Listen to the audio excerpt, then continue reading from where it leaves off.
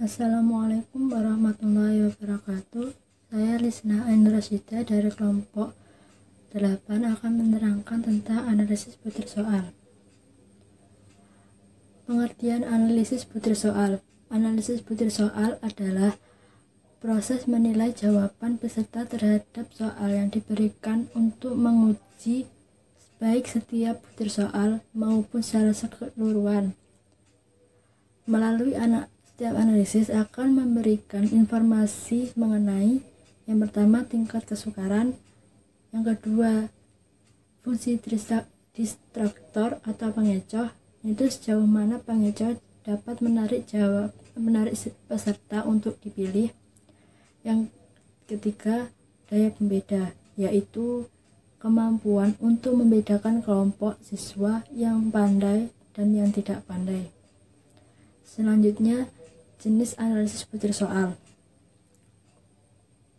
Menurut Depdikbud, ada 2 jenis analisis butir soal yang bisa dilakukan oleh pendidik terhadap peserta didik, yaitu yang pertama analisis secara kualitatif, yaitu dalam menganalisis butir soal secara kualitatif, penggunaan format penelaahan soal kan sangat membantu dan mempermudah proses pelaksanaannya. Format penelaahan soal digunakan sebagai dasar untuk menganalisis setiap butir soal. Format penelaahan soal yang dimaksud adalah format penelaahan butir soal, yaitu soal uraian, pilihan ganda, tes perbuatan, dan instrumen non-tes. Selanjutnya adalah format penelaahan butir soal yang berbentuk uraian. Yang kedua, analisis secara kuantitatif. Analisis butir secara kuantitatif menekankan pada analisis karakteristik internal tes melalui data yang diperoleh secara empiris. Analisis tersebut meliputi yang pertama pencarian tingkat kesukaran, yang kedua daya pembeda, dan yang terakhir fungsi distraktor. Selanjutnya, tingkat kesukaran, daya beda, dan fungsi distraktor. Tingkat kesukaran adalah bilangan yang menunjukkan sukar atau mudahnya sesuatu soal.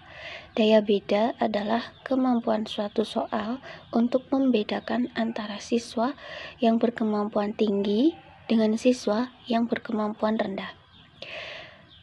Fungsi distraktor adalah sebuah analisis pola penyebaran jawaban butir soal ada soal bentuk pilihan ganda. Jadi, dari pola penyebaran jawaban butir soal dapat ditentukan apakah pengecoh berfungsi dengan baik atau tidak. Penerapan dalam pembuatan butir soal. Agar soal yang disiapkan oleh guru menghasilkan bahan ulangan yang sahih dan handal, maka harus dilakukan langkah-langkah sebagai berikut. Menentukan tujuan tes, menentukan kompetensi yang akan diujikan, menentukan materi yang diujikan, menetapkan penyebaran butir soal berdasarkan kompetensi, materi, dan bentuk penilaiannya, seperti tes tertulis, bentuk pilihan ganda, uraian, dan tes praktek. Selanjutnya, yaitu menyusun kisi-kisinya, menulis butir soal, memvalidasi butir soal, atau menelaah secara kualitatif. Selanjutnya, merakit soal menjadi perangkat tes, menyusun pedoman penskorannya, uji coba butir soal, analisis butir soal secara kuantitatif dari data empirik hasil uji coba. Yang terakhir yaitu perbaikan soal berdasarkan hasil analisis. Demikian presentasi dari kami. Apabila ada salah kata, kami mohon maaf.